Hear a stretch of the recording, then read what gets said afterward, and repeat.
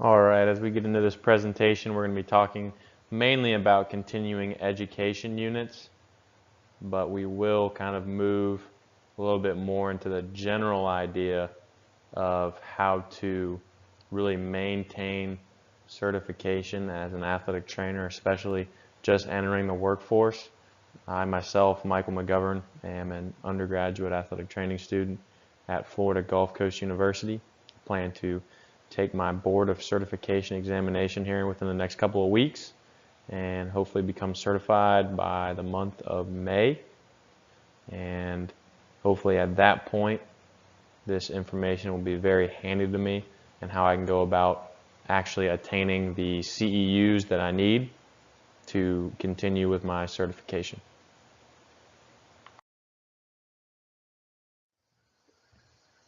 So here we're looking at the things needed to stay certified, some more of the general pieces that we'll be looking at. Number one, as mentioned previously, is the CEUs.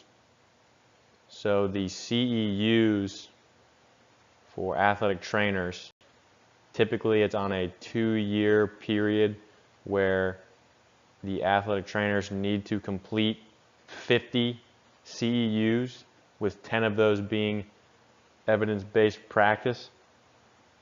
So the BOC provides a very handy informational packet or document that can be viewed that actually classifies each CEU into a category, and it will tell you on there what is actually differentiated as evidence-based practice. And within the 2-year period, not sure if I just mentioned this, but typically need 50. That is the golden number for a 2-year period is 50, with 10 being evidence-based practice. For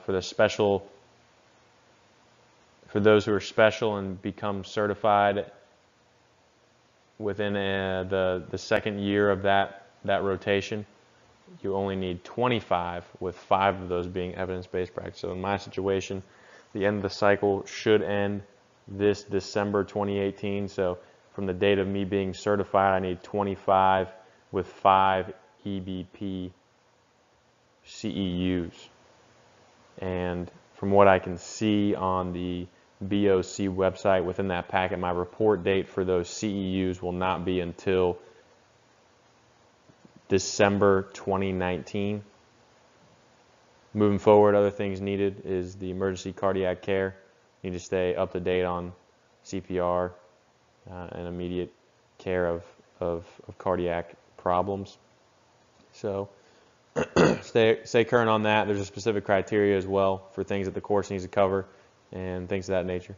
Otherwise, the certification maintenance fee is an annual fee that is paid to the BOC, and it's for them to keep their certification, and they're set up with the NCAA and helps them complete their regular duties. The fee can be lowered if you're an NATA member. There's a discounted rate for that. And then standards of professional practice. So that basically just means that the AT needs to practice medicine, their scope of practice within the practice standards and the code of professional responsibility that has been provided. So for myself, looking at my own CEUs and how I'll accomplish those within the upcoming year even, I feel very confident for myself because I am in the process of going to some more schooling after I finish my undergraduate degree at Oklahoma State University, and there I'll be completing a 32 credit master's degree in healthcare administration.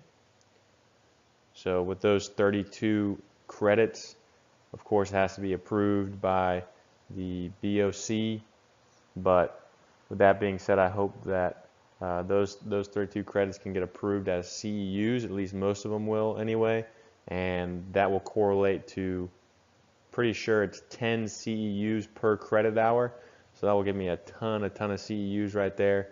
Otherwise, the NATA Symposium is the very large meeting of all members of the National Athletic Training Association held annually, typically over the summer in a large city. So I do not plan to go to this one in New Orleans, but hopefully next year I'll be able to attend the one in Las Vegas.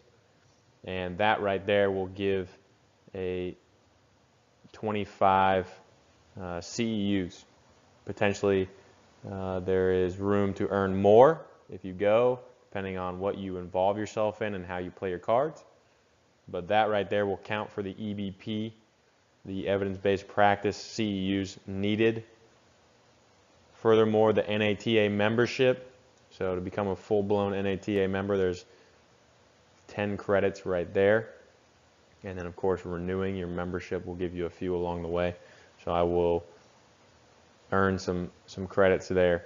Furthermore, the ITAC credential that I've earned in my undergraduate coursework, the renewal of that credential, once I am certified and licensed, will give me at least 7 more CEUs. And finally, there's much more. So going to Oklahoma State University, speaking with the people there who are in charge of the sports medicine department, talk to me about CEUs and continuing my education and how they offer regularly CEUs to their GAs, and they'll have people come in and teach classes free of charge, and will hopefully be able to pay for some other things that I'm interested in and want to check out, like getting into grass stand or rock blades, potentially pursuing some more things like emergency medical technician.